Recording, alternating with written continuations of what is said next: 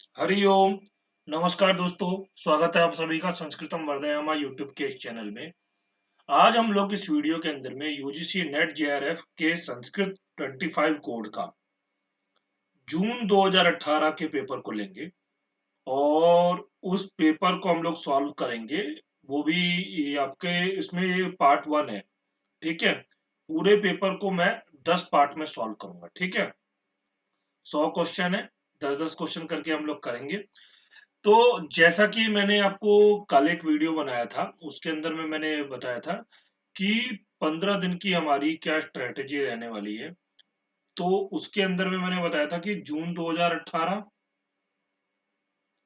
दिसंबर 2018, जून 2019, दिसंबर 2019, सितंबर 2020 और आपका दिसंबर 2021। जो कि आपका एग्जाम जो है ये मतलब पहले का था जून दो मतलब एग्जाम हुआ दिसंबर 2021 के अंदर में एग्जाम हुआ। ठीक है, ये टोटल 6 क्वेश्चन पेपर हो रहे हैं हमारे। साथ में ना एक एक्स्ट्रा क्वेश्चन पेपर और है, जुलाई 2018। तो यानी कि 7 क्वेश्चन पेपर टोटल हो रहे हैं हमारे। इन सभी क्वेश्चन पेपर्स को मैं सॉल्व करा दूंगा 15 दिनों के अंदर में, ये मेरा प्रयास रहेगा। ठीक है, मैं अभी एक एक दिन में दो दो तीन तीन वीडियोस बनाऊंगा। और आप लोगों से, जो लोग तैयारी कर रहे हैं वो लोग, अगर आप लोग अपनी तैयारी कर रहे हैं, कर चुके हैं या कर रहे हैं, तो आप लोग इन वीडियोस को जरूर देखिए। इससे आपको एक तो हेल्प और मिलेगी, और दूसरा क्या होगा कि आपका रिवीजन हो जाएगा। और यदि आपने बिल्कुल भी नहीं पढ़ा है, तैयारी बिल्कुल भी नहीं की है, तब भी आप इन वीडियोस को जरूर देखिए। इससे आपका 70% जो है तैयार हो जाएगा। क्योंकि मैं क्या कर रहा हूं कि जो भी टॉपिक आ रहा है उन सभी टॉपिक को पूरा यहीं क्लियर कर रहा हूँ। जहां तक कि जो भी आपका क्वेश्चन से रिलेटेड टॉपिक है उसको मैं यहाँ क्लियर कर दे रहा हूँ, ताकि आपका उससे रिलेटेड यदि कोई और क्वेश्चन आता है और वो मैं आपको दिखाऊंगा, आगे उसी से रिलेटेड क्वेश्चंस आते हैं। जब भी कभी भी यूजीसी नेट का जो सिलेबस होता है वो आपका बहुत बड़ा होता है, विस्तृत है। नेट जेआरएफ का अगर आपने सिलेबस देखा हो तो फिर आप देख सकते हो। मैं आपको दिखा देता हूँ दोबारा से। हाँ, जिन लोगों ने सिलेबस नहीं देखा हो वो लोग एक बार देख सकते हैं। आप लोग, ये सिलेबस है, यहाँ से लेकर के इतना बड़ा इसका सिलेबस है। तो ये पूरा तैयार कर पाना बहुत मुश्किल है। ठीक है, तो अभी 15 दिनों के अंदर में हम लोग ये क्वेश्चन पेपर के आधार पे इसकी तैयारी कर सकते हैं, इसको रिवीजन कर सकते हैं। तो वही चीज मैं इसमें करवाने वाला हूँ। अब हम लोग इधर चलते हैं, मैं आपको ये दिखाता हूँ। ये देखिए, ये जो पेपर है, ये क्वेश्चन पेपर आपको मैं सॉल्व करके दिखाता हूँ। ठीक, इस पेपर को देख सकते हो आप लोग। ये यहाँ जून 2025 कोड और 2018, ये जून है। और 025 ये कोड संख्या है और 2018 का पेपर है और सेकेंड पेपर है। अभी मतलब ये जून 2018 से मैं क्यों करवा रहा हूं, क्योंकि उस टाइम से ही 100 क्वेश्चन आने शुरू हुए थे। ये पिछले वीडियोस में मैंने आपको एक्सप्लेन कर दिया था। अब यहां से सबसे पहला प्रश्न देखते हैं, समय को ज्यादा व्यतीत न करते हुए। देखिए, सांख्यायन शाखाया संबंध वर्तते। सांख्यायन शाखा का संबंध किससे है? वर्तते मतलब है। शाखा अथर्ववेदेन, ऋग्वेदेन, सामवेदेन या कृष्ण यजुर्वेदेन। तो जो लोग तैयारी कर रहे हैं उन लोगों को पता होगा, सामान्य सा प्रश्न है। हाँ, ये ऋग्वेद की शाखा से संबंध है। ठीक, इसका उत्तर तो मैंने बता दिया और ये उत्तर कोई भी बता देगा। परंतु कौन कौन सी शाखाएं हैं, किस वेद की कितनी शाखाएं हैं, और साथ में किस वेद की कौन कौन सी शाखाएं अभी उपलब्ध मिलती है, तो ये सारी चीजें मैं इसमें भी अब क्लियर करने वाला हूँ। देखिए, उसके लिए मैंने ये पीपीटी तैयार किया हुआ है। तो आप लोग ये पीपीटी अगर चाहते हैं, इस पीपीटी के अंदर में मैंने सारे मतलब मोस्टली क्वेश्चंस के जो है मैंने पीपीटी के अंदर में लिख दिया है, या आपके बुक में से डायरेक्ट यहाँ पर डाला है, ताकि एक ऑथेंटिक बुक से आपको मटेरियल मिल सके। तो ये जो मटेरियल है, आप कहां से ले सकते हैं, तो ये टेलीग्राम ग्रुप है, अभी जस्ट मैंने बनाया है, टेलीग्राम का ग्रुप बनाया है। उस टेलीग्राम ग्रुप के अंदर में आप ज्वाइन हो सकते हो। वीडियो के नीचे डिस्क्रिप्शन बॉक्स होता है, उसके अंदर में मैं उसका लिंक डाल दूंगा, वहां पे आप लिंक पे क्लिक करके आप टेलीग्राम ग्रुप में ज्वाइन हो सकते हो। ठीक है। देखिए, वैदिक शाखाओं की अधिकतम संख्या का निर्देश पतंजलि, जो कि ईसा पूर्व 150 ईस्वी उनका समय माना जाता है, ने अपने महाभाष्य, महाभाष्य पतंजलि का एक ग्रंथ है, के प्रथम आहनिक में इस प्रकार किया है: चत्वारो वेदाः सांगा सरहस्याः बहुधा भिन्ना। हाँ, मतलब चार वेद हैं, सांग अंग के सहित और रहस्य के सहित, बहुधा भिन्ना, अलग अलग भी है। एक शतम अध्वर्यु शाखा, एक शतम अध्वर्यु शाखा, अध्वर्यु, अध्वर्यु किसे बोलते हैं आपको, यजुर्वेद को। ठीक है, यजुर्वेद को अध्वर्यु, अध्वर्यु बोलते हैं। तो उसकी एक शतम, तो यहां पर एक शत का मतलब 100 है, और शतम एकम कहीं कहीं पर गिना जाता है तो 101 माना जाता है। 100 या 101 दोनों ही मिलता है पाठ भेद से, शतम एकम या एक शतम। हाँ, तो इसके कारण 100 या 101 यजुर्वेद की शाखाएं मानी जाती है।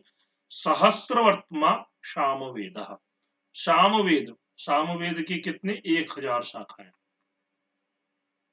ठीक है। एक विंशतिधा बाहवृक्षम, बाहवृक्षम का मतलब ये क्या हुआ, ऋग्वेद की, ऋग्वेद की कितनी, एक विंशतिधा, एक विंशति प्रकार, यानी कि 21 ऋग्वेद की शाखाएं मानी गई। नवधा अथर्वणो वेद, नौ जो है अथर्ववेद का।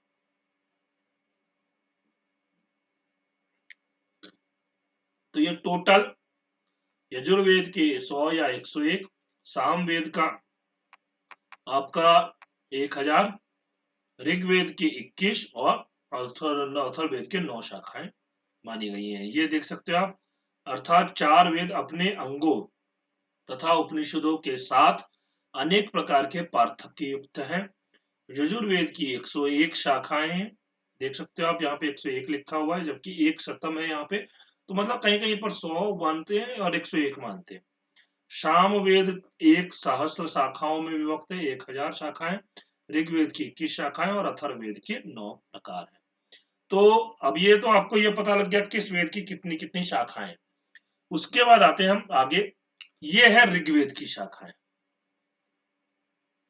ठीक है, ऋग्वेद की शाखाएं सबसे पहले देखेंगे, महाभाष्य में इस वेद की 21 शाखाओं का उल्लेख है। कितनी शाखाओं का उल्लेख है, 21। तो जो कि अभी मैंने आपको यहाँ पीछे गिना दिया, ये देखिए 21 शाखाएं हैं। ठीक है, किंतु चारण चरण व्यूह के अनुसार 5 शाखाएं मुख्य हैं, 5 शाखाएं इनके मुख्य हैं: शाकल, बाष्कल, आश्वलायन, शांखायन और मांडुकायन। ठीक है, शाकल, बाष्कल, आश्वलायन, शांखायन और मांडुकायन, ये आप लोग याद करके रख लीजिएगा। इससे हर वर्ष, प्रति वर्ष, हर साल पेपर पूछा जाता है। पेपर में आप कोई भी क्वेश्चन पेपर उठा करके देख लो, उसमें इनसे प्रश्न तो है ही है, खास करके ऋग्वेद की शाखाओं से। तो इसलिए ये पांचों के पांचों आप नाम याद रख लीजिएगा। संप्रति शाकल शाखा की ही संहिता उपलब्ध है। अभी जो है केवल शाकल शाखा की ही संहिता उपलब्ध मिलती है। आश्वलायन शाखा के श्रौत सूत्र और गृह सूत्र ही मिलते हैं। ये श्रौत सूत्र और गृह सूत्र भी किसमें आते हैं, ये आपके कल्प में आते हैं। इसके ऊपर भी प्रश्न है, मैं आपको सारा क्लियर करूंगा अभी। शांखायन शाखा के ब्राह्मण और आरण्यक भी प्राप्त है, संगीता भी प्राप्त है, मतलब संगीता प्राप्त नहीं होता है, ब्राह्मण और आरण्यक प्राप्त होता है, अन्य का केवल नाम ही शेष है। यानी कि शाकल की संगीता उपलब्ध मिलती है, आश्वलायन के 100 सूत्र गृह सूत्र मिलते हैं, और शांखायन की शाखा के ब्राह्मण और आरण्यक प्राप्त है। तो इसके अलावा शांखायन के और आपको मंडूकायन भी अभी मिला है, ऐसा सुनने में आया कि मांडुकायन शाखा भी अभी उपलब्ध मिली। तो ये है आपका पूरा जो ऋग्वेद की शाखाएं हैं, उन शाखाओं का वर्णन। ठीक है, उसमें 5 शाखाएं मुख्य हैं: शाकल, वाष्कल, आश्वलायन, सांख्यायन और मंडूकायन। इसके बाद आते हैं हम यजुर्वेद की संज्ञा। यद्यपि देखिए, यद्यपि प्राचीन काल में यजुर्वेद की 101 या 100 शाखाएं थी, जैसा कि पतंजलि के महाभाष्य एक शतम अध्वर्यु शाखा सर्वानुक्रमणि यजुरेक शताध्वकम तथा कूर्म पुराण में बोला गया, यहाँ पे 49/41 है, शाखा नाम तो शते नाथा यजुर्वेदम अथा करोत में उल्लेख है। ठीक है, ये आपका यहाँ पे रेफरेंस के साथ में दिया हुआ है। तो किंतु कालक्रम से इसकी शाखाएं लुप्त होने लगी और आज केवल 6 शाखाएं ही सुरक्षित है। ठीक है, 100 में से केवल 6 शाखाएं सुरक्षित है, जो कि शुक्ल यजुर्वेद की 2 और कृष्ण यजुर्वेद की 4 शाखाएं। शुक्ल और यजुर्वेद, शुक्ल यजुर्वेद और कृष्ण यजुर्वेद के नाम से यजुर्वेद जो है 2 भाग में विभक्त है। ठीक है, अब ये इसके बारे में भी कभी ये प्रश्न आएगा, अभी कहीं ना कहीं प्रश्न तो आएगा ही, तो उसमें और अच्छे से क्लियर करूंगा। ठीक है, शुक्ल यजुर्वेद की संहिताएं। शुक्ल यजुर्वेद की संहिता का नाम क्या है? वाजस्नेयी संहिता, जिसकी 2 शाखाएं हैं, एक तो माध्यम दिन तथा दूसरा काण्व। माध्यम दिन और काण्व शाखाएं, ये 2 शाखाएं हैं। वस्तुतः एक ही मूल संहिता 2 रूप या 2 संस्करणों में उपलब्ध है। दोनों में अध्यायों की संख्या कितनी है? 40 है। ठीक है, किंतु मंत्रों की संख्या में भेद है। माध्यम दिन संहिता के अंदर में 1975 मंत्र हैं और जबकि काण्व संहिता में 2086 मंत्र हैं। अब आप लोग, ये भी चीजें इंपोर्टेंट है, क्योंकि अब जो आपका क्वेश्चन पेपर पूछा जा रहा है उसके अंदर मंत्रों की संख्या दे करके भी पूछ लेते हैं। मतलब थोड़ा डीपली जा रहे हैं और पूछ रहे हैं वो, ऐसा जैसे माध्यम दिन संहिता में कितने मंत्र हैं या कानो संहिता में कितने मंत्र हैं, तो इस प्रकार के भी प्रश्न पूछे जाते हैं। ठीक है, वस्तुतः विषय वस्तु दोनों में समान ही है। माध्यम दिन का प्रचार उत्तर भारत में तथा कान्व का प्रचार महाराष्ट्र में ज्यादा है। ठीक है, उत्तर भारत में माध्यम दिन का है, इसीलिए उत्तर भारत में यजुर्वेद कहने से उसी प्रकार केवल माध्यम दिन वाजस्नेयी संहिता का बोध होता है, जिस प्रकार वेदांत कहने से केवल सांकर दर्शन समझा जाता है। अगर कोई वेदांत बोलता है तो केवल शंकराचार्य जो है उन्होंने जो दर्शन लिखा है वही माना जाता है। वैसे ही अगर कोई यजुर्वेद बोलता है तो वो माध्यम दिन संहिता का ही, उत्तर भारत में माध्यम दिन संहिता को ही माना जाता है। ठीक है, यद्यपि यह अदूर दृष्टि है। ग्रिफिथ, ये भी एक बहुत इंपोर्टेंट नाम है। ठीक है, ग्रिफिथ ने यजुर्वेद के रूप में इसी संहिता का अंग्रेजी अनुवाद किया था। तो ग्रिफिथ ने किसका अनुवाद किया? माध्यम दिन संहिता का अनुवाद किया। और किस में अनुवाद किया? अंग्रेजी में अनुवाद किया। ये भी इंपोर्टेंट है। ठीक है, क्योंकि एग्जाम वगैरह के अंदर में ग्रिफिथ है, चाहे मैकडोनल है, इन सब के बारे में प्रश्न पूछा जा रहा है। अब ये 2 शाखाएं तो हो गई, तो माध्यम दिन, दूसरी वाजस्नेयी। हाँ, आपका काणु शाखा, माध्यम दिन और काणु शाखा दोनों के दोनों वाजस्नेयी संहिता का ही है। उसके बाद में आते हैं कृष्ण यजुर्वेद की संहिताएं कौन कौन सी है? 4 संहिताएं हैं। पहला है तैत्तरीय, दूसरा है मैत्रायणी, तीसरा है काठक, जिसे कि कठ भी बोलते हैं, और कठोपनिषद, जो आपका कठोपनिषद है जिसमें आपको यम और नचिकेता का संवाद है, वो इसी का ही है, कृष्ण यजुर्वेद का है। ठीक है, और चौथा है कपिष्ठल कठ। ठीक है, तो ये 4 शाखाएं उपलब्ध होती हैं। इनका परिचय दिया जाता है, अभी आगे इनका परिचय होगा, आगे किसी प्रश्न में आएगा तो फिर मैं उस परिचय के ऊपर में भी चर्चा करूंगा। ठीक है, तो अब आपका स्पष्ट हो गया 4 कृष्ण यजुर्वेद के: तैत्तिरीय, मैत्रायणी, काठक और काठक या कठ, कपिष्ठल कठ। ठीक है, ये 4 शाखाएं इसकी हैं, और माध्यम दिन और काण्व शाखा। ऋग्वेद की देख लियो आप लोग, साकल, वाष्कल, आश्वलायन, सांख्यायन, मंडूकायन। अब आगे आते हैं सामवेद की शाखाएं। देखिए, गान की पृथक परंपराओं के कारण किसी समय इस वेद की 1001 सहस्र शाखाएं थी। शास्त्र वर्तमान सामवेदा महाभाष्य में यह वर्णन मिलता है। यही बात चरण व्यूह तथा पुराणों में भी कही गई है।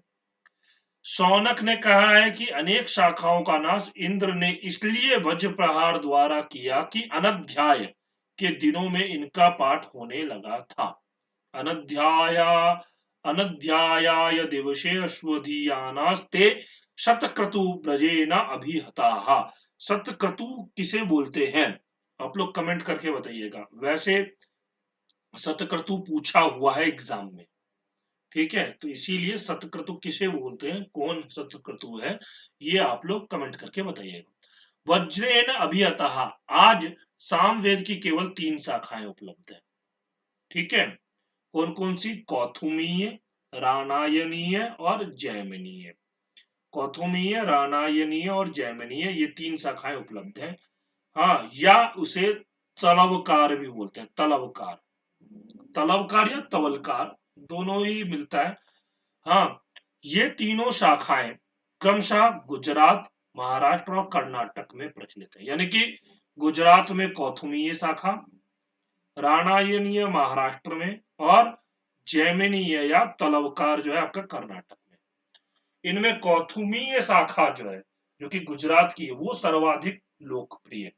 रामायणीय शाखा से भी यह मिलती जुलती है। मंत्रों का क्रम दोनों में समान है, केवल गणना पद्धति में भेद है। कौथुमीय शाखा में जहां अध्याय, खंड और मंत्र के रूप में विभक्त है, वहां रामायणीय शाखा में प्रपाठक, अर्ध प्रपाठक, दशती के रूप में विभाजन मिलता है।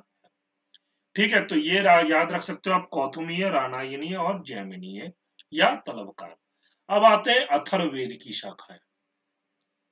ठीक है, अथर्ववेद में कितनी शाखाएं? महाभाष्य में अथर्ववेद की 9 शाखाओं का निर्देश है। ठीक है, नवधा अथर्वणो वेदः। इनके नाम क्रमशः इस प्रकार है, आप लोग ये 9 के नाम याद रख लो। पहला है पप्पलाद, तौद, मौद, शौनकीय, जाजल, जलद, ब्रह्मवेद, देवदस और आपका चारण वेद। ठीक है, 9 शाखाएं हैं, पेपलाद, तौद, मौद, शौनकीय, जाजल, जलद, ब्रह्मवेद, देवदर्श और चारण वेद। अभी केवल 2 शाखाओं, पेपलाद और शौनकीय, ये पहला पेपलाद और दूसरा शौनकीय की संहिताएं मिलती हैं। शौनकीय या शौनक शाखा का अथर्ववेद अधिक लोकप्रिय है। इसमें 20 कांड, 730 सूक्त, 5987 5987 मंत्र हैं और इनमें षष्ठ कांड, हाँ, 454 मंत्र, एकोनविंश कांड 453 मंत्र, विंश कांड 958 बड़े हैं। ठीक है, सबसे छोटे कांड सप्तदश कांड में केवल 30 मंत्र है। अथर्ववेद में 50 से अधिक सूक्त कैसे गद्यात्मक मंत्रों से परिपूर्ण है। ठीक है, ये आपके टोटल पेपला, तौद, मौद, शौनकीय, जाजल, जलद, ब्रह्मवेद, देवदर्श तथा चारण वेद, ये आपके 9 शाखाएं इसकी हो गए। और कौथुमीय, राणायणीय, जैमिनीय, ये आपकी 3 शाखाएं सामवेद की हो गई। उसके बाद में यजुर्वेद की 2 शाखाएं शुक्ल यजुर्वेद की है, माध्यम तथा कान्व। 4 शाखाएं आपके कृष्ण यजुर्वेद की है, तैत्तिरीय, मैत्रायणी, काठक या कठ, कपिस्थल कठ। ठीक है, 6 हो गए इसकी और 5 इसकी हो गई, शाकल, वाष्पलायन, सांखायन और मांडुकायन। तो ये आपकी शाखाओं का पूरा टॉपिक मैंने यहाँ पे क्लियर कर दिया। अब इससे रिलेटेड आप देखना, हर बार एग्जाम में पूछा गया है, जब मैं आगे क्वेश्चन और कराता रहूंगा तब आपको मैं बताता रहूंगा। तो ये जो वीडियोस है, आप लोग इस वीडियो को फॉलो करते रहिए, आपको एग्जाम तक में अच्छा तैयार हो जाएगा, आपकी तैयारी बहुत अच्छी हो जाएगी। ठीक है, अब हम लोग चलते हैं। तो आंसर तो आपको पता लग गया होगा इसका। आंसर क्या है इसका? ऋग्वेद है। ठीक है, शांखायन का। आगे आते हैं, दूसरा प्रश्न देखते हैं। द्राह्यायन सूत्र कस्य वेदस्य विद्यते। अब ये द्राह्यायन सूत्र किस वेद का है? ठीक है, अथर्ववेदस्य, कृष्ण यजुर्वेदस्य, ऋग्वेदस्य या सामवेदस्य। अब देखो ऐसे मैं आंसर बता दूंगा तो फिर आप लोगों को पता नहीं लगेगा। हाँ, आप लोग केवल आंसर आंसर जानना है तो आंसर आंसर तो मैं बता सकता हूँ, लेकिन इसको जो डिटेल में करवा रहा हूँ तो वो डिटेल में देखिए यहाँ पे।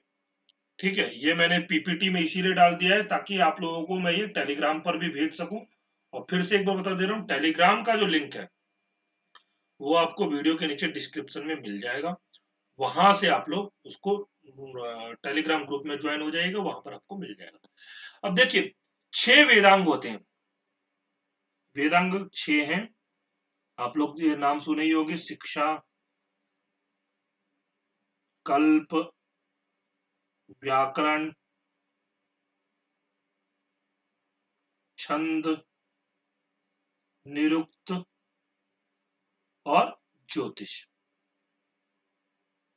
ठीक है, ये 6 व्याकरण, 6 आपके वेदांग है। इन 6 में से कल्प जो है वो 4, उसके 4 वेद है। कल्प के कितने वेद है? 4 है। सौत सूत्र, गृह सूत्र, धर्म सूत्र और शूल सूत्र। तो सौत सूत्र में क्या होता है कि सौत सूत्र में वैदिक ब्राह्मणों में वर्णित यज्ञ याग आदि विधानों का संक्षिप्त विवरण मिलता है। देखिए पहले जो वैदिक के मंत्र जो होते थे वो यज्ञ और याग आदि के ऊपर में निर्भर रहते थे और वही मुख्य उद्देश्य था वैदिक मंत्रों का। तो वैदिक यागों को स्रोत याग कहते हैं, जिनमें 7 हविर याग और 7 सोम याग है। ठीक है, आप लोग एक काम करिए कि ठीक है, आपको हवीर याग और सोम याग है। हाँ, हवीर यागों में घृत, पायस, दधि, पुरोडास आदि हविष्यान्नों की आहुति दी जाती है, जो कि इनके 7 प्रकार ये है। पहला है अग्न्याधान, दूसरा आपका अग्निहोत्र, तीसरा आपका दर्श पूर्णमास, चौथा आपका आग्रहायन, पांचवा चातुर्मास्य, छठा निरूढ़ पशुबंध, सातवां सौत्रामणि याग। ये आपके कौन से याग है? हवीर याग है। इनको आप नोट कर लीजिए, इनसे रिलेटेड प्रश्न भी पूछे जा रहे हैं अब। ठीक है, सोम यागों में सोम रस की प्रस्तुति और देवताओं को समर्पण किया जाता होता है। इनके 7 भेद हैं। अब इनके भी 7 भेद हैं, कौन कौन से? अग्निष्टोम, अत्यग्निष्टोम, उक्थ्य, षोडशी, वाजपेय, अतिरात्र और आप्तोरियम। तो इसके भी 7 भेद ये हो गए। स्रोत यागों का वर्णन उनकी जटिलताओं के साथ 100 सूत्रों में किया गया। जितने भी स्रोत याग हैं उन सभी स्रोत यागों का वर्णन किसमें किया गया? आपकी 100 सूत्रों के अंदर में किया गया है। ठीक है, तो हवीर याग और आपका सोम याग, 7 7 दोनों के भेद हैं और ये सातों सातों के नाम याद आप लोग रख लीजिए। उसके बाद होते हैं ऋग्वेद के 2 सौत सूत्र। कौन कौन से? आश्वलायन और सांखायन। जो शाखाएं अभी आपको बताया था कि सूत्र, गृह सूत्र ये मिलते हैं। तो आश्वलायन और सांखायन। इस शुक्ल यजुर्वेद का एकमात्र सौत सूत्र है जो कि नाम है उसका क्या? कात्यायन। ठीक है, कृष्ण यजुर्वेद के 6 सौत सूत्र हैं। पहला है बोधायन, दूसरा आपस्तंभ, तीसरा हिरण्यकेशी, चौथा वैखानस, पांचवा भारद्वाज और छठा मानव। ठीक है, 6 किसके हैं? कृष्ण यजुर्वेद के।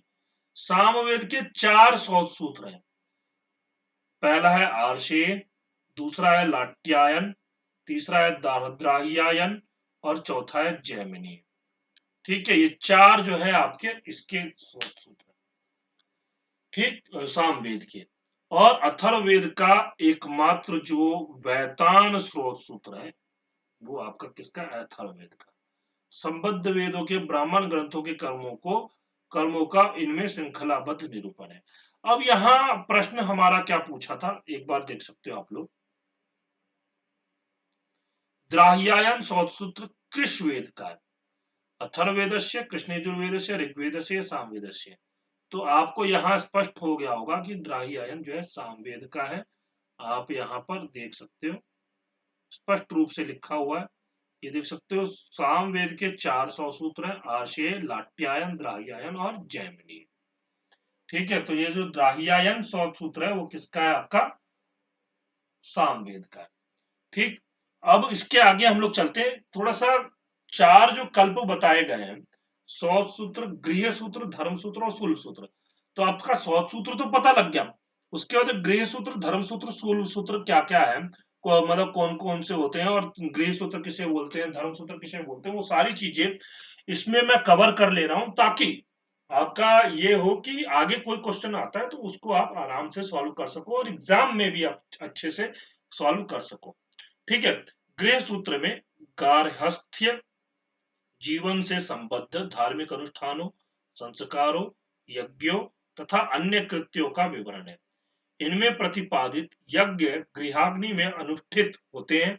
इनमें ब्रह्मयज्ञ, देवयज्ञ, पितृयज्ञ, भूतयज्ञ और आपका नृयज्ञ, इन्हें पंच महायज्ञ बोला जाता है। और ये एग्जाम में पूछा जाता है पंच महायज्ञ कौन कौन से होते हैं। तो ये है ब्रह्मयज्ञ, देवयज्ञ, पितृयज्ञ, भूतयज्ञ और नृयज्ञ। ठीक है, का भी वर्णन मिलता है जो गृहस्थ के लिए दैनिक कृत्य है। इनके अतिरिक्त अपशकुन की शांति, गृह निर्माण, कृषि, पशुपालन आदि का भी इसमें निरूपण है। यद्यपि इनमें सार्वजनिक रूप से कर्मानुष्ठान का विधान है, तथापि विभिन्न वैदिक शाखाओं में ही इनका उद्भव हुआ है। तो अब ऋग्वेद के दो गृह सूत्र मिलते हैं, कौन कौन से? आशुलायन और सांख्यायन। बिल्कुल जैसे 100 सूत्र इसके दो मिलते हैं, वैसे ही ये दोनों आपके गृह सूत्र भी मिलते हैं। शुक्ल यजुर्वेद का एकमात्र गृह सूत्र है आपका, वो कौन सा गृह सूत्र है? आपका पारस्कर। ऐसे शुक्ल यजुर्वेद का एकमात्र 100 सूत्र कौन सा था? आपका कात्यायन। ठीक है, कात्यायन 100 सूत्र था और पारस्कर गृह सूत्र। कृष्ण यजुर्वेद के 9 गृह सूत्र मिलते हैं, वहां 600 सूत्र मिलते थे, यहाँ 9 गृह सूत्र मिलते हैं। बोधायन, मानव, भारद्वाज, आपस्तंभ, हिरण्यकेशी, वैखानस, वाधूल, काठक और वाराग्रीय। संख्या लिख देता हूं, 1, 2, मानव भारद्वाज 3, आपस्तंभ 4, हिरण्यकेशी 5, वैखानस 6, वाधूल 7, काठक 8 और वाराह गृह सूत्र 9। ठीक है, टोटल 9 गृह सूत्र है। सामवेद के 3 गृह सूत्र मिलते हैं, गोभिल, खादिर और जैमिनी। बहुत बार एग्जाम में गोभिल और खादिर के ऊपर प्रश्न पूछा जाता है, बहुत बार है। और अथर्ववेद का एकमात्र गृह सूत्र मिलता है, वो क्या है? कौशिक। ठीक है, तो ये टोटल गृह सूत्र है। गृह सूत्र के अंदर पंच यज्ञाग्नि, पंच महायज्ञों का वर्णन है, और भी गृह निर्माण, शांति, मतलब कि सारे जो जीवन से संबद्ध धार्मिक अनुष्ठान है उनका वर्णन इसमें मिलता है। फिर उसके बाद आते हैं, देखिए 100 सूत्र हो गया, गृह सूत्र हो गया, अब धर्म सूत्र। देखिए धर्म सूत्र क्या है? धर्म सूत्र में सामाजिक जीवन के नियमों, विधि निषेधों, क्रियाकलापों तथा आचार विचार का वर्णन है। राजाओं के कर्तव्य का भी विवरण यहाँ मिलता है। वर्णाश्रम धर्म, व्यवहार, दंड विधान, प्रायश्चित, उत्तराधिकार, भक्ष्याभक्ष इत्यादि की विवेचना होने से ये धर्म शास्त्र है भी कहलाते हैं। श्रुति प्रतिपादित धर्म के ये प्रतिनिधि ग्रंथ है।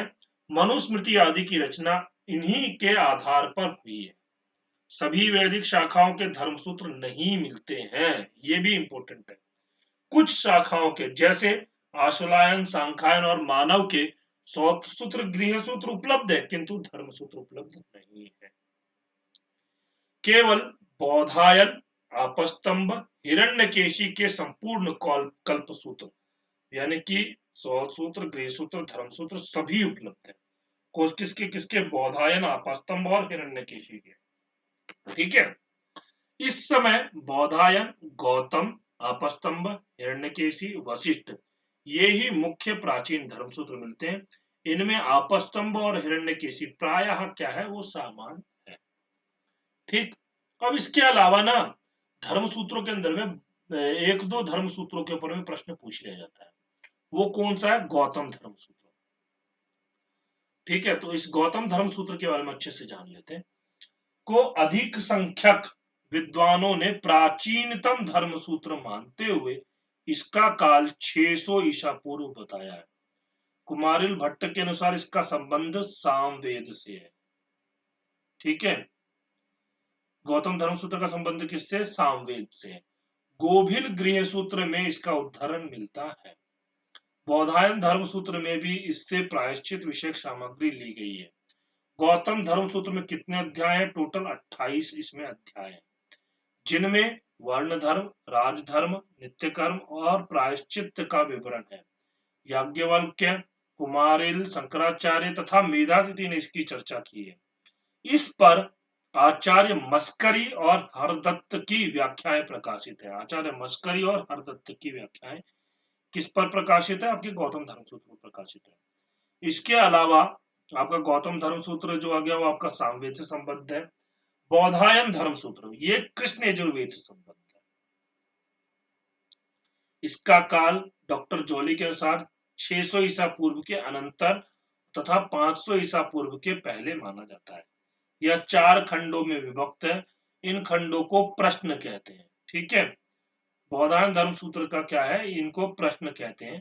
इनके जो खंड है, कुछ लोग इसे ही कल्प साहित्य में प्राचीनतम मानते हैं। ठीक है, इनके प्रथम प्रश्न में ब्रह्मचर्य, शुद्धा शुद्धता, राजधर्म, विवाह विधि आदि विवेचित है। द्वितीय प्रश्न में आश्रम, गृहस्थ धर्म, स्त्री धर्म, प्रायश्चित, उत्तराधिकार तथा श्राद्ध के विधान वर्णित है। तृतीय प्रश्न में संन्यास, धर्म, चांद्रायन व्रत आदि का वर्णन है। चतुर्थ प्रश्न में प्रायश्चित का वर्णन है। इस प्रश्न को संक्षिप्त माना जाता है।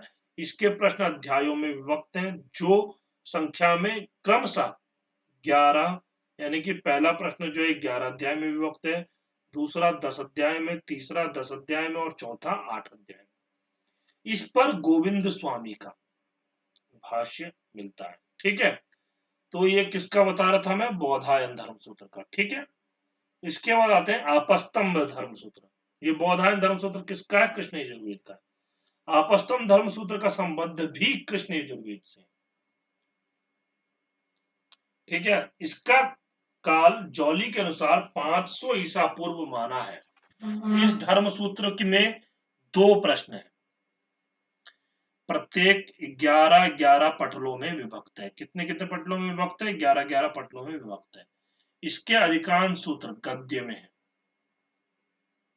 किंतु कहीं कहीं पद्य भी मिलते हैं। इसके प्रथम प्रश्न में ब्रह्मचारी और स्नातक के नियम, प्रायश्चित आदि का वर्णन है, और द्वितीय प्रश्न में गृहस्थ धर्म, विवाह के भेद, पुत्र भेद, दाय भाग, श्राद्ध, वानप्रस्थ और संन्यास, राजधर्म इत्यादि का वर्णन है। इस धर्म सूत्र पर हरदत्त कृत उज्ज्वला व्याख्या मिलती है। आपस्तंभ गृह सूत्र पर हरदत्त के द्वारा लिखा हुआ आपकी उज्ज्वला व्याख्या मिलती है। ठीक है, तो ये हो गए आपके गृह सूत्र। उसके बाद आते हैं आपका गृह सूत्र नहीं, धर्म सूत्र। इनके अतिरिक्त हिरण्यकेशी धर्म सूत्र जो कि आपस्तंभ का ही एक संस्करण है। वशिष्ठ धर्म सूत्र कुमारिल के अनुसार जो कि किससे संबद्ध है? आपका ऋग्वेद से संबद्ध है। विष्णु धर्म सूत्र 100 अध्यायों की परवर्ती रचना है।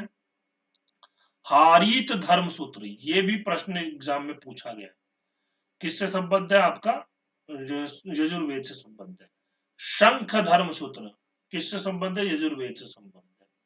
ये भी प्राप्त होते हैं, तो धर्मशास्त्र के इतिहास के लिए इनका महत्व है। उसके बाद आते हैं अब आपका 100 सूत्र हो गया, गृह सूत्र हो गया, धर्म सूत्र हो गया। अब आते हैं सुलभ सूत्रों पर। ठीक है, देखिए अब सुलभ सूत्र क्या है कि इसमें ना यज्ञ वेदिका के निर्माण की विधियां वर्णित है। भारतीय ज्यामिति का आरंभ जो ज्यामिति या जिसे बोलते हैं जियोमेट्री। ठीक है, ज्योमेट्री, उसका आरंभ जो होता है वो किससे है? आपका इसी से ही है, शुल्ब सूत्र से है। संप्रति शुक्ल यजुर्वेद से संबद्ध कात्यायन शुल्ब सूत्र तथा कृष्ण यजुर्वेद से संबद्ध 6 शुल्ब सूत्र मिलते हैं। बौधायन, आपस्तंभ, मानव, मैत्रायणी, वाराह और वाधूल। ठीक है, यजुर्वेद का यज्ञ से साक्षात संबद्ध है, अतएव इसी वेद से संबद्ध शुल्ब सूत्र विकसित हुए थे।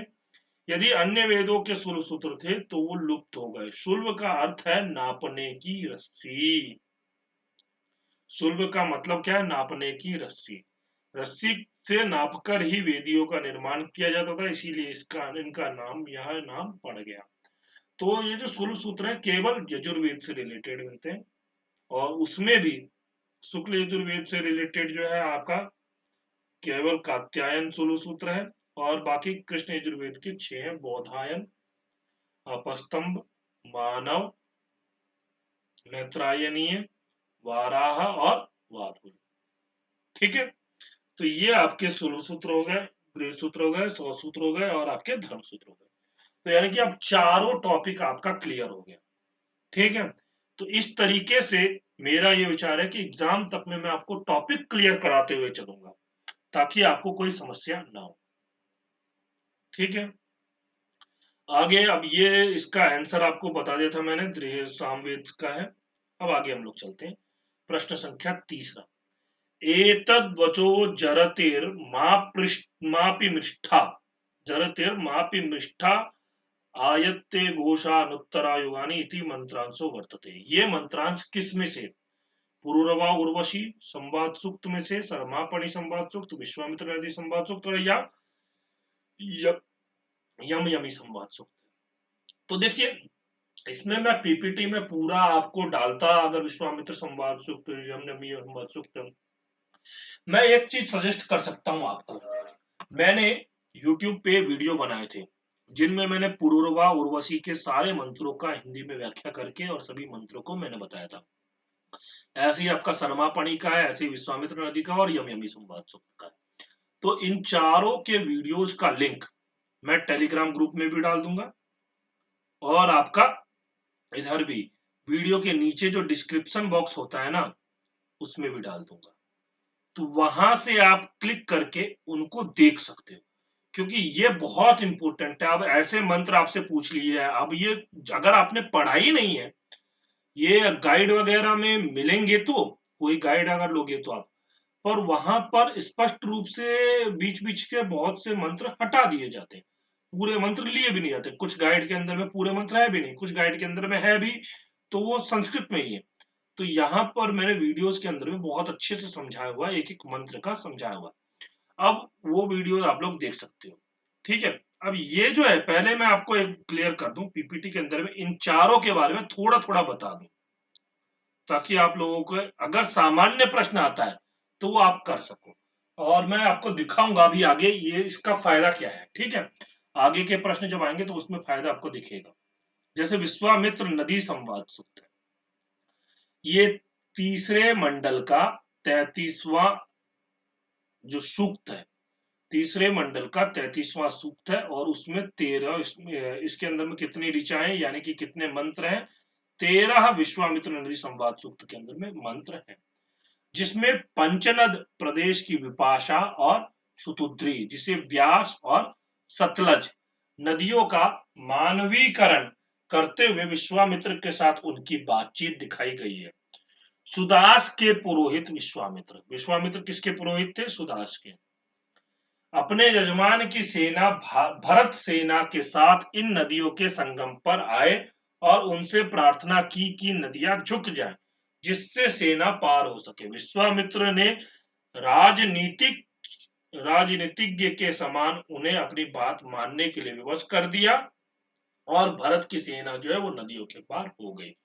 ये आपका इसमें विश्वामित्र नदी संवाद सूक्त में। ठीक है, ये सामान्य परिचय है। इसके बाद में आते हैं यम यमी संवाद सूक्त का सामान्य। ये क्या है? आपका 10वें मंडल का 10वां सूक्त है। जैसे यम यमी वैसे 10 10, और इसमें टोटल कितने मंत्र हैं? आपके 14 मंत्र हैं, मंत्र या ऋचाएं हैं। यम और यमी दोनों विवस्वत की संतान जुड़वा भाई बहन है। यमी यम से प्रार्थना करती है कि मानव जाति का विनाश रोकने के लिए वह समागम करे। हाँ, भाई बहन भाई को कामावेग से भरे शब्दों में अपने साथ संभोग की प्रेरणा देती है, किंतु भाई इसे अस्वीकार करता है। यम का कथन मृदु एवं विवेकपूर्ण है सृष्टि के आरंभ में एक ही तत्व से विकसित पुरुष तत्व और स्त्री तत्व के परस्पर समागम में इस समागम की इसमें प्रतीकात्मकता है, किंतु इस संबंध को वर्जनीय कहा गया है। यानी कि भाई और बहन का जो संबंध है उसके बारे में इसमें बताया गया कि भाई बहन के संबंध में ऐसा नहीं होता है। और ये हमारे यहाँ पर बहुत पहले से ये प्रथा चलते हुए आ रही है। इसी के कारण यम और यमी, जो यम जो है वो यमी के साथ में संभोग करने से वो मना कर देता है। ठीक है, इसके बाद आते हैं पुरुरवा उर्वशी संवाद सूक्त। ये क्या है? 10वें मंडल का 95 नंबर का सूक्त है। ठीक है, और इसमें टोटल कितनी ऋचाएं? 18 इसमें ऋचाएं हैं। इसमें पुरुरवा, पुरुरवस, जो मूल प्रातिपदिक पुरुरवस शब्द होता है, मानव जाति के राजा, और उर्वशी जो है अप्सरा है। उर्वशी का प्रातिपदिक शब्द क्या होता है? अप्सरस। ठीक है, अप्सरा, अप्सरसो, अप्सरसा, ऐसे रूप बनता है। तो उर्वशी 4 वर्षों तक पुरुरवा के साथ पत्नी बनकर पृथ्वी पर रही। गर्भवती होने पर वह राजा को छोड़कर चली गई। राजा उसे खोजते हुए एक सरोवर पर पहुंचे जहां उर्वशी अन्य अप्सराओं के साथ क्रीड़ा कर रही थी। राजा उसे प्रेम पूर्ण बातों से मनाते हैं, किंतु उर्वशी उनकी सभी बातों को ठुकराती जाती है। वार्तालाप इतना मार्मिक है कि इस आख्यान को अनेक परवर्ती ग्रंथों में बढ़ा चढ़ाकर प्रस्तुत किया गया है। हाँ, और आपको ये विक्रमोर्वशीयम, हाँ विक्रमोर्वशीयम जो है ये इसका मिलता है ना आपको, कालिदास का जो ग्रंथ है, नाटक है विक्रमोर्वशीयम। ठीक है, वो इसी पर आधारित है, पुरूरवा उर्वशी के ऊपर में। ठीक, इसके बाद आते हैं एक और संवाद सूक्त है, शर्मा पणि संवाद सूक्त। ये 10वें मंडल का 108वां संवाद सूक्त है, और इसमें टोटल कितनी ऋचाएं? 11 इसमें ऋचाएं हैं। आर्यों के शत्रु पणियों ने ऐश्वर्य मद में आर्यों की गायें चुराकर रसा रसा नदी के पार द्वीप में छिपा रखा था। कौन से नदी के पार? रसा नदी के पार। ठीक है, आर्यों के नेता इंद्र ने शर्मा नामक दूती को पणियों के पास भेजा। उसने पणियों से सारे गाय लौटाने का अनुरोध किया, किंतु मद से भरे पणियों ने उनकी एक न सुनी और शर्मा को ही प्रलोभित करना चाहा। इंद्र ने अंततः पणियों पर आक्रमण करके गायों को छुड़ाया। ये पूरा का पूरा आपका जो चारों के चारों संवाद सूक्त आए। ठीक है, ये आपका तीसरे मंडल का 33वां सूक्त है, ये 10वें मंडल का 10वां सूक्त है, ये 10वें मंडल का 95वां सूक्त है, और ये 10वें मंडल का 108वां सूक्त है। ठीक है, अब हम लोग प्रश्न को देखते हैं। देखिए क्या पूछ रहा है? एतद वचो जरतिर मापि मृष्ठा आयत्ते घोषानुत्तरा युगानी। ये कहाँ का मंत्र है? तो ये मंत्र मैं आपको दिखाता हूँ ऋग्वेद के दूसरे मंडल का, तीसरे मंडल का 33वां सूक्त निकालता हूं, यानी कि विश्वामित्र नदी संवाद सूक्त निकालता हूं। ठीक है, ये पूरा ऋग्वेद है। मैं ये टेलीग्राम ग्रुप में भेज दूंगा, जिसको चाहिए।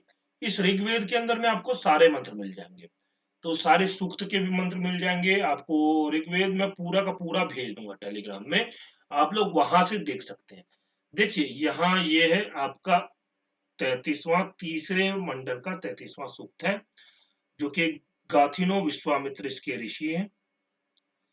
4, 6, 8 और 10 के ऋषि कौन है? नद्य, नदी है। ठीक है, गाथिनो विश्वामित्र वैसे पूरे के हैं, और 4, 6, 8 और 10 के ऋषि कौन है? आपके नदी है। देवता इसके कौन है? नदी इसके देवता है।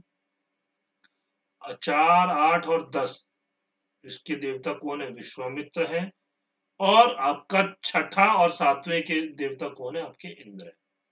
ये भी प्रश्न बहुत बार एग्जाम में पूछ लिया जाता है, तो इसीलिए स्पष्ट मैं यहाँ पे कर रहा हूँ। छंद इसमें कौन सा है? त्रिष्टुप छंद है। अंतिम जो मंत्र है 13वां, वो आपका अनुष्टुप छंद में। ठीक है, अब यहां आते हैं आगे, क्योंकि मैं पूरा मंत्र नहीं लूंगा, एक तक वचो वाला मैं केवल समझाऊंगा। ये देखो, ये रहा, एतद् वचो जरतिर्मापि मृष्ठा आयत्ते घोषानुत्तरा युगानि उक्थेषु कारो प्रतिनोजुषस्व मानोनीकः पुरुषत्रा नमस्ते। ये 8वां मंत्र है इसका। अब हमारा प्रश्न, ये तो इसका अर्थ मैं एक बार समझा दूं पहले। हे जरितः, हे स्तोता, ते एतद्वच, अपनी यह स्तुति, माँ अपि मृष्ठा, कभी भूलना मत, यत, क्योंकि, उत्तरायुगानी, हाँ आगे आने वाले समय में, घोषान, यह स्तुति प्रसिद्ध होगी। हे कारो, तुझे स्तुति करने वाले, उक्थेषु न प्रतिजुषस्व, यज्ञों में हमारी प्रशंसा कर, पुरुषत्रा, पुरुषों के द्वारा प्रवर्तित कर्मों में, न मानीकः, हमारा अनादर मत कर, ते नमः, तुझे नमस्कार। इसका सामान्य भावार्थ भी देख सकते हो। नदिया कहती है, हे विश्वामित्र, हमारे इस संवाद को भूलना मत, क्योंकि आगे आने वाले समय में यह संवाद प्रसिद्ध होगा। यज्ञ में हमारी स्तुति करना, कभी अनादर मत करना, नदियों का अनादर नहीं करना चाहिए। और यही विश्वामित्र नदी संवाद सूक्त इसीलिए प्रसिद्ध हुआ है। और उसी समय देखिए, आपके नदियों ने इस प्रकार विश्वामित्र से कह दिया था।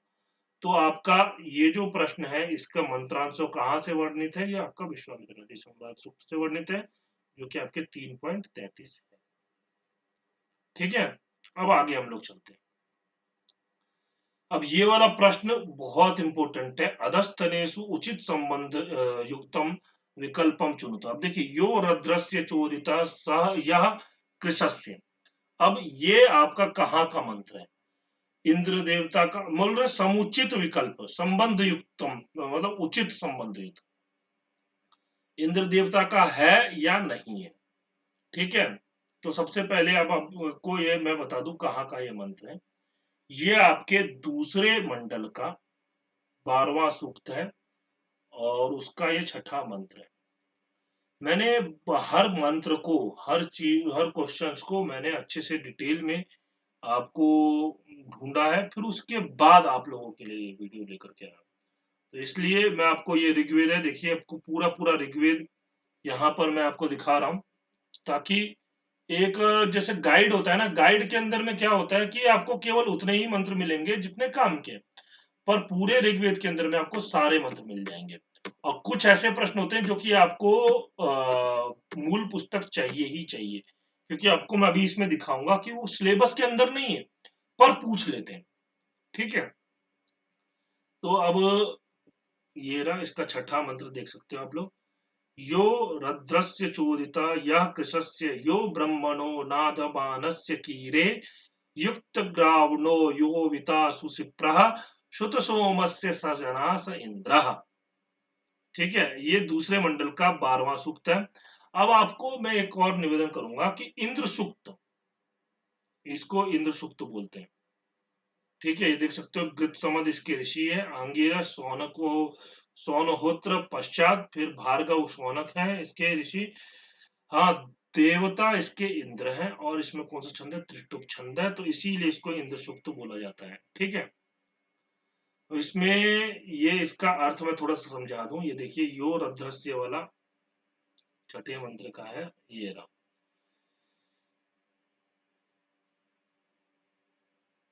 यो जे जनास लोगो, यो रध्रस्य धन संपन्न, और यह जो कृशस्य दरिद्र, तथा यह जो ब्राह्मण ज्ञानी नाधमानस्य, हाँ, भक्त, कीड़े कवि का चोदिता प्रेरक है, यह जो सुशिप्रा सुंदर शिरस्त्राण धारण करने वाला, युक्त ग्रावण, पत्थर पत्थर तैयार रखकर शुद्ध सोम से सोम बनाने वाला, यजमान का अविता रक्षक है, वह कौन है? इंद्र ही है। ठीक है, इसका सामान्य सा अर्थ यहाँ नीचे दिया हुआ है, देख सकते हो। इंद्र अपने स्तोता का प्रेरक और सोमयाग बनाने वाला रक्षक है, वह अपने साथियों का सदा ध्यान रखता है। ठीक है, इस मंत्र में यही बताया गया। तो अब ये जो पहला है, उसके देवता कौन है? उचित संबंध इंद्र के साथ में है, बिल्कुल ये सही है इसका आंसर। ठीक है, आगे देखते हैं। राजंत मध्वरा नाम गोपामृतस्य दीदिविम इसके विष्णु सूक्त बोला गया। तो ये विष्णु सूक्त का जो है ये जो मंत्र है, ये वाला मंत्र तो मोस्ट इंपोर्टेंट है, इसको तो आप लोगों को याद रखना होगा, क्योंकि ये आपका प्रथम मंडल का प्रथम मंडल का है और आपको ये बात पता होनी चाहिए।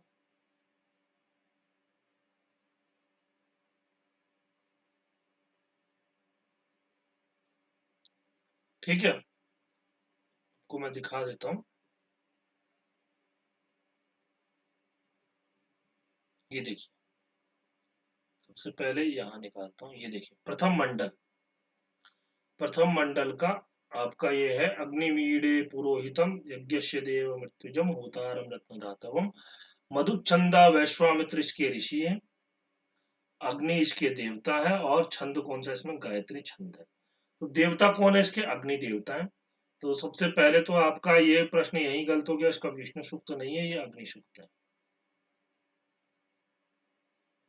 ठीक है, अब मंत्र मैं दिखा देता हूं आपको। अभी तक मैंने मंत्र नहीं दिखाया, लेकिन अब दिखा देता हूं। देखिए, ये रहा, राजंतमध्वराणाम गोपामृतस्य दीदिविम वर्धमानम श्वेदमे। ठीक है, ये आपका बहुत इंपॉर्टेंट है, और इसके बाद वाला भी इंपॉर्टेंट है, सा न पितेव सूनवे ने सुपायनो भव सचस्वा न स्वस्तये। आपको अग्नि सूक्त भी मैंने आपको पहले क्लियर एक वीडियो बना दिया है, तो ये सब वीडियो आप लोग देख लीजिएगा, वहां से आपको मिल जाएगा। मैं आपको टेलीग्राम का लिंक भी, टेलीग्राम ग्रुप में भी भेज दूंगा, उसका लिंक, और वीडियो के नीचे डिस्क्रिप्शन पे भी मिल जाएगा। हे वायु सुत, नहीं यहाँ है, इसका अर्थ ये राजंतम अध्वराणाम दीप्यमान हिंसा रहित यज्ञों के रक्षक, ऋतस्य दीदिविम अटल सत्य के प्रकाशक, और स्वेदमे वर्धमानम अपने घर में बढ़ने वाले अग्नि के पास हम नमस्कार करते हुए आए हैं। अध्वराणाम राजा, हिंसा रहित, कुटिलता रहित, शुभ कर्मों का स्वामी, ये इसका है। और इसके साथ में यहाँ पर सामान्य अर्थ दिया हुआ है, भावार्थ है, यज्ञों की रक्षा करने वाले, तेजस्वी तथा अपनी स्वयं की शक्ति से बढ़ने वाले अग्नि का गुणगान करना चाहिए। ठीक है, तो ये आपका अग्नि सूक्त का हो गया। उसके बाद आते हैं हम, विश्वम प्रतीचि सप्रथा उतस्थ, ये आपका सवित्री सूक्त बोल रहे हैं। देखिए, विश्वम प्रतीचि सप्रथा उतस्थ, ये आपके 7वें मंडल का 77वां सूक्त है। अब ये 7वें मंडल का 77वां सूक्त हमारे सिलेबस में ही नहीं है, तो इसलिए ये जो मूल ग्रंथ है, वो ग्रंथ बहुत इंपॉर्टेंट हो जाता है। ठीक है, अब यहाँ ये देख सकते हो आप, मंत्र है, लेकिन इसके पहले देख लीजिए ऋषि कौन है, मैत्रा, वरुणीर वशिष्ठ ऋषि है। इसके देवता कौन है, इसके उषस देवता है, यानी कि उषा इसके देवता है। और इसमें छंद कौन सा है, त्रिष्टुप इसमें छंद है। तो आपका यहाँ जो प्रश्न पूछा गया है कि सवित्री इसके सूक्त, सवित्री सूक्त है, तो ये गलत है, इसका कौन सा होना चाहिए, उषा सूक्त होना चाहिए। ठीक, ये भी गलत हो गया। ठीक है, तो अब इसका एक बार अर्थ में समझा देता हूं, ताकि सुना सुना सा लगे। विश्वम प्रतीचि सप्रथा उदस्थात, वृषद वासो बिभ्रति शुक्रमश्वेत, हिरण्यवर्णा सुदृशिका संदृक, गवा माता नेत्रयहना मरीचि। ठीक है, ये पूरा मंत्र है, और उसके बाद में इसका ये देखिए, विश्वम प्रतीचि, सब जगत के सन्मुख अत्यंत प्रसिद्ध यह उषा उदित हुई है, और वह रोषत शुक्रम सामयी विभ्रति अश्वत, तेजस्वी शुभ्र वस्त्र पहनकर बढ़ रही है। वह हिरण्यवर्णा सुदृशी संदृक, सुवर्ण समान वर्ण वाली तथा सुंदर दर्शनीय तेज वाली, गवाम माता, गौ की माता के समान हित करने वाली, और अहनाम नेत्री, दिनों का संचालन करने वाली अरिचि प्रकाशित हो रही है। ठीक है, ये आपका इसका अर्थ है। और एक अर्थ भावार्थ नीचे भी दिया हुआ है, जो कि भावार्थ यही है कि उषा के समान तरुणी स्त्री सर्वप्रथम उठे। अब यहाँ पर स्त्रियों को भी बोल रही है, उषा जैसे करती है। तेजस्वी और चमकीले वस्त्र पहनकर कार्य करने के लिए आगे बढ़े। स्त्री उषा के समान सोने की तरह ही तेजस्वी वर्ण वाली, सुंदर और दर्शनीय बने।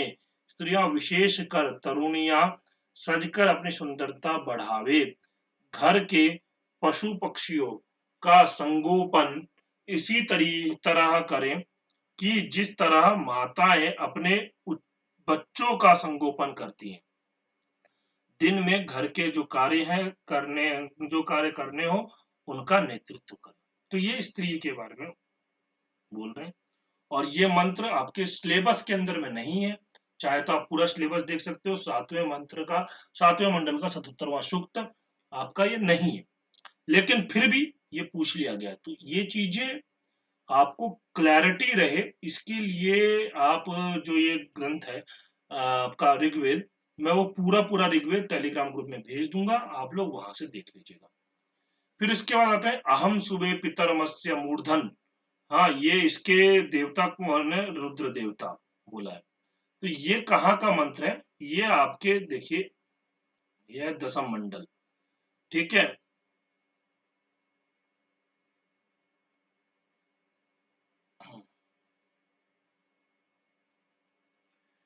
ये आपको ये देखिए 10वें मंडल का ये रहा, 10वें मंडल का 125वां सूक्त है। इसके ऋषि कौन है? वागम्भरणी इसके ऋषि हैं, आत्मा इसके देवता है, और आपका त्रिष्टुप छंद है इसमें, और जगती छंद। ठीक है, दूसरे मंत्र में इसमें जगती छंद, और इसे ही हम क्या बोलते हैं? वाक सूक्त बोलते हैं। ये आपके सिलेबस में लगा हुआ है वाक सूक्त। मैंने ये इसके ऊपर पहले वीडियो भी बना रखी है, वो भी वीडियो मैं डिस्क्रिप्शन बॉक्स में डाल दूंगा, आप लोग वहां से देख सकते हो। अब यहाँ देखिए, यहाँ पे ये है अहम सुबे पितरमस्य मूर्धन मम योनिरप्स्वन्ता समुद्रे ततो वितिष्ठे भुवनानुविश्वो तामुं द्याम वर्षमणोप स्पृशामि। इसका सामान्य सा अर्थ यहाँ दिया हुआ है, आप लोग देख सकते हो।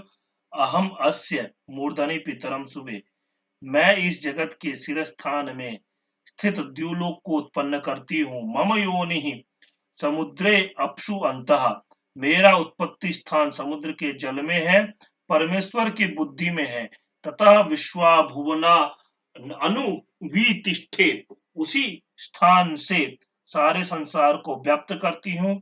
और उत अमुम द्याम वर्षमना उपस्पृशामि, मैं इस महान अंतरिक्ष को अपनी उन्नत देह से स्पर्श करती हूँ। कारणभूत मैं कल्याण होकर सब जगत को व्यापती हूँ। ठीक है, तो ये आपका कौन बोल रहा है? ये वाणी के ऊपर में है। ठीक है, वाणी ही बोल रही है, वागम इसका जिसे कि हम वाक बोलते हैं ना, वाक सूक्त, ये वाक। ठीक है, तो ये जो प्रश्न है, अब इसके कौन इसके वो देवता है देख सकते हो आप लोग, वागम्भरणी या वाक सूक्त है। ठीक, आपका प्रश्न क्या पूछा बोला है? इसमें रुद्र देवता, इसके रुद्र देवता नहीं है, इसके वागम्भरणी आत्मा देवता है। इसकी आत्मा या वाग बोल सकते हो, आत्मा इसके देवता है, वागम्भरणी ऋषि है उसके। ठीक है, तो ये 4 प्रश्न हो गया। ये 5वां प्रश्न है यो वागते, इसका आंसर मिल गया। आंसर ये है यो रुद्रस्य चोदिता या कृशस्य, ये आपका इसके इंद्र देवता है। यो वागते ददानी ददाती सूनरम वशु, अत्र वागते पदस्य को अर्थ, यहाँ पर वागते पद का कौन सा अर्थ है? ठीक है, अब ये जो प्रश्न है ना, ये प्रश्न भी थोड़ा हट करके पूछा हुआ है, सिलेबस के अंदर में ये प्रश्न नहीं है। ये पहले मंडल का 40वां सूक्त है। अब ये पहले मंडल का 40वां सूक्त हमारे सिलेबस में ही नहीं है, लेकिन फिर भी पूछ लिया इन्होंने। तो उस तरीके का प्रश्न को करने के लिए आप गाइड से करोगे तो फिर नहीं हो पाएगा, और यही सब प्रश्न जो है आपको आगे बढ़ाता है, मतलब मेरिट दिलवाएगा, जेआरएफ दिलाएगा। क्योंकि सामान्य सामान्य गाइड से तो सब लोग पढ़ते हैं, पर जो प्रश्न कोई ना कर पाए वो प्रश्न आप कर लो, तो आपका आगे निश्चित रूप से आप बहुत आगे रहोगे। तो इसी के लिए ये जो है मैं आपको भेज दूंगा ग्रुप के अंदर में, और आप लोग वहां से देख करके इसको निकाल सकते हो, पढ़ सकते हो। ठीक है, आगे चलते हैं। यो वागते ददाति सूनरम वशु सा धत्ते अक्षीति यगा तस्मा ईडाम सुविरामा यजामहे सुप्रतुतिर महे मने हसम। ठीक है, ये आपका पूरा मंत्र है और इसका अर्थ ये है, यहाँ देखेंगे तो यो वागते सूनरम वसु ददाति, जो यज्ञ कर्ता को उत्तम धन देता है। तो इसका अर्थ क्या हो जाएगा, यज्ञ कर्ता। तो प्रश्न में क्या पूछा है, वागते पदस्य को अर्थ, यो अत्र वागते पदस्य को अर्थ, यो वागते ददाति सूनरम, तो यज्ञ कर्त्रे, आज्ञ बाद का है, सूर्य है, तो इसका आंसर है यज्ञ कर्त्रे। ठीक है, तो आप यज्ञ कर्त्रे देख सकते हो। हाँ, जो वागते, वागते का मतलब यज्ञ कर्ता, जो यज्ञ कर्ता को उत्तम धन देता है। सूनरम वसु ददाति, स अक्षीति अस्रवः धत्ते, वह अक्षय यश प्राप्त करता है। तस्में सुवीराम सुप्रत्युतिर अनेहशम इडाम आयजामहे, उसके हितार्थ हम उत्तम वीरों से युक्त शत्रु का हनन करने वाली अपराजित मातृभूमि की प्रार्थना करते हैं। इसी वीर के लिए हम उत्तम वीरों को उत्पन्न करने वाली, शत्रुओं का नाश करने वाली, अपराजित तथा अन्नदायी मातृभूमि की हम प्रार्थना करते हैं। मातृभूमि के लिए हम सर्वस्व यज्ञ करते हैं, क्योंकि जो धन का दान करता है वह अक्षय, जो धन का दान करता है वह अक्षय यश कमाता है। ठीक है, तो इसमें जो वागते पद का अर्थ क्या है, वो आपका यज्ञ करता है। ठीक है, अब यहां तक हम लोग आज इस वीडियो के अंदर में ना 5 ही क्वेश्चन करते हैं, क्योंकि 10 क्वेश्चन करने का मतलब है इतनी डिटेल में। अब ये 1 घंटे के लगभग वीडियो हो गई होगी। तो आपको ये वीडियो कैसा लगा, आप लोग कमेंट करके जरूर बताइएगा और अपने दोस्तों को भी शेयर कीजिए। और इसमें यदि कुछ आपको चेंजेस करवाने हैं या कुछ ऐसा लगे आपको सजेशन देना हो, तो आप लोग सजेशन दीजिएगा। ठीक है, धन्यवाद, हम लोग मिलेंगे अगली वीडियो में।